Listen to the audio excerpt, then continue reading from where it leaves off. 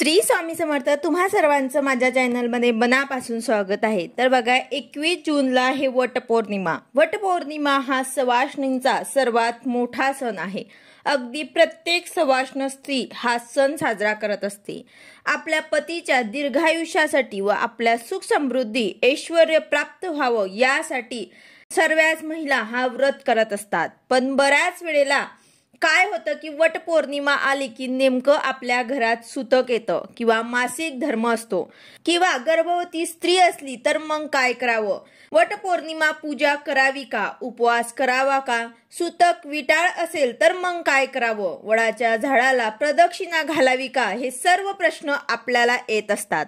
तर याबद्दलची संपूर्ण माहिती मी तुम्हाला आजच्या व्हिडिओमध्ये सांगणार आहे। व्हिडिओ पूर्ण बघा जेणेकरून तुम्हाला संपूर्ण माहिती मिळेल। जर तुम्ही चॅनलवर नवीन असाल तर चॅनलला सबस्क्राइब करायला मात्र विसरू नका आणि व्हिडिओला लाईक करायला मात्र विसरू नका।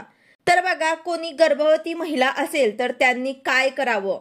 तर पहिला महिना असला किंवा दुसरा महिना असला किंवा मग तिसरा असला किंवा मग चौथा असो किंवा पाचवा असो किंवा मग सहावा असो, हे 6 महिने असतील म्हणजे या 6 महिन्यांपैकी कुठलाही महिना तुम्हाला चालू असेल तर तुम्ही वडाची पूजा करू शकता। त्यामध्ये तुम्हाला उपवास करणं शक्य असेल तरच करावा, कारण यामध्ये आपल्याला भूक लागत असते, गोड्या चालू असतात, आपल्या गर्भात एक जीव आहे हे सर्व बघूनच तुम्ही उपवास करा। तसेच आता तुम्ही हा उपवास केला तर फलाहार घ्या, दूध घ्या, राजगिराचा लाडू खा, म्हणजेच काय स्वतःची काळजी घ्या आणि बाळाची काळजी घेणं सुद्धा महत्त्वाचं आहे। तुम्ही थोडं खाऊन सुद्धा हा उपवास दिवसभर किंवा तुमच्याकडे जे पद्धत असेल उपवासाची त्या पद्धतीने तुम्ही करू शकतात। तर अशा प्रकारे 1 ते 6 महिन्यांपर्यंत जर तुम्हाला कुठलाही महिना असेल तर तुम्ही वडाची पूजा करू शकतात। त्याचबरोबर तुम्हाला जमेल तरच तुम्हाला उपवास करायचा आहे। 1 वर्ष उपवास नाही केला तरी सुद्धा चालेल, पण ज्यांना करायचं आहे त्यांनी आवर्जून काही खाऊन पिऊन म्हणजे आपल्या उपवासाचे पदार्थ खाऊन तुम्ही थोडा वेळाने खाऊन हा उपवास करू शकतात। म्हणजेच काय तर पहिले 6 महिने तुम्ही वडाची पूजा करू शकतात, पण वडाला प्रदक्षिणा मारू शकत नाही। तुम्ही पूजा करा, वडाला जे काही अलंकार वस्त्र बांगड्या आहेत ते सुद्धा आपण घेऊन जातो ते सुद्धा तुम्हाला वडाला अर्पण करायचे आहे। नंतर जो आपण धागा पांढरा घेऊन जातो तो आपण प्रदक्षिणा मारताना वडाला गुंडाळतो। तर गर्भवती महिलांनी प्रदक्षिणा घालायच्या नाही तर त्या धाग्याला तिथेच बांधून खाली सोडून द्यायचं आहे। एकाच जागेवरती तुम्हाला बांधून तिथेच खाली सोडून द्यायचं आहे, नमस्कार करायचा आहे, प्रार्थना करायची आहे, पण तुम्हाला प्रदक्षिणा मारायची नाही, हे लक्षात घ्या। तर अशा प्रकारे तुम्ही साध्या आणि सोप्या पद्धतीने वडाची पूजा करू शकतात, पण तुम्हाला प्रदक्षिणा चुकूनही मारायची नाही। आता ज्यांना कोणाला 7वा महिना 8वा महिना किंवा मग 9वा महिना असेल त्यांनी काय करायचं? तर त्यांनी वडाच्या झाडाची पूजा करायची नाही, कारण त्यांना विटाळ लागलेला असतो। तसेच जर तुम्हाला उपवास करायचा असेल, जमत असेल तरच तुम्ही करा, नाहीतर या महिन्यांमध्ये बाळाची वाढ होत असते, त्यामुळे स्वतःची काळजी घेणं महत्त्वाचं आहे।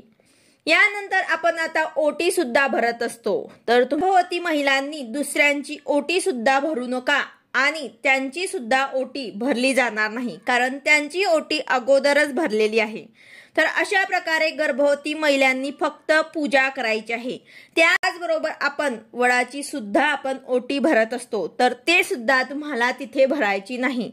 तर अशा प्रकारे गर्भवती महिलांनी ह्या काही नियमांचं पालन करूनच तुम्हाला उपवास करायचा आहे, पूजा करायची आहे। आता यानंतर मासिक विटाळ असेल, सुतक असेल तर मग काय करावं? तर अशा वेळेस तुम्ही पूजा करू शकत नाही, पण उपवास मात्र तुम्ही करू शकतात। ज्या महिलांना मासिक पाळी सुरू असेल त्यांनी वडाच्या झाडाची पूजा अजिबात करू नये।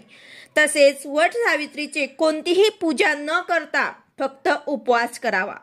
तर हा सगळ्यात महत्त्वाचा नियम आहे आणि आपल्या पतीचं औक्षण सुद्धा या दिवशी करू नये। तर हा एक महत्त्वाचा नियम महिलांनी जरूर पाळावा, तरच तुम्हाला व्रताचं पुण्य आणि पूर्ण फळ मिळेल। यानंतर तुम्ही पूजा करायला जा किंवा मग घरी पूजा करा, पण तुम्हाला या दिवशी वटसावित्रीची कथा जरूर ऐकायची आहे, जेणेकरून वटसावित्रीची कथा नेमकी काय आहे, सावित्रीचे सत्यवानाचे प्राण कसे परत आणले, तर हे सर्व आपल्याला कळत असते। तर या दिवशी वटसावित्रीची कथा ऐकणं खूप पुण्याचं काम आहे। तर प्रत्येक सौभाग्यवती महिलेने या दिवशी वटसावित्रीची कथा जरूर ऐका। ज्यांना मासिक पाळी आहे, सूतक आहे, ज्या गर्भवती आहेत, त्यांनी सुद्धा घरच्या घरी मोबाईलवर वटसावित्रीची कथा ऐकली तरी सुद्धा चालेल, किंवा मग तुम्ही सार्वजनिक ठिकाणी एखादी महिला जर वटसावित्री कथा वाचत असेल तर मग बाकीच्यांनी ऐकली तरी सुद्धा चालेल। प्रत्येकीने वाचलीच पाहिजे असं काही नाही, पण प्रत्येक सौभाग्यवती महिलेच्या कानावर या दिवशी वटसावित्रीची कथा आलीच पाहिजे। तर अशा प्रकारे तुम्हाला सुद्धा वटसावित्रीची कथा जी आहे ते आवर्जून ऐकायची आहे। यानंतर आता आपण वडाच्या झाडाची ओटी भरत असतो, तर त्या ओटीचे काय करावे, त्या सामानाचे काय करावे, तर बघा, सर्व पूजा झाल्यानंतर ती ओटी तुम्हाला तिथून उचलून घ्यायची आहे। जवळपास एखाद्या स्त्रीला किंवा गरीब गरजू स्त्रीला ती ओटी द्यावी।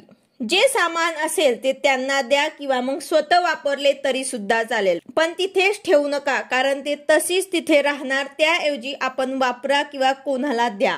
तर अशा प्रकारे गर्भवती महिलांनी काही नियम सुद्धा पाळायचे आहे, आणि ज्यांना कोणाला मासिक पाळी किंवा सूतक असेल त्यांनी सुद्धा काही नियमांचं पालन करूनच वटसावित्री पौर्णिमेचा उपवास किंवा मग पूजा करायची आहे। व्हिडिओ आवडला असेल तर लाईक करा, शेअर करा, सबस्क्राईब करा। भेटूया अशाच नवीन व्हिडिओ सोबत। श्री स्वामी समर्थ।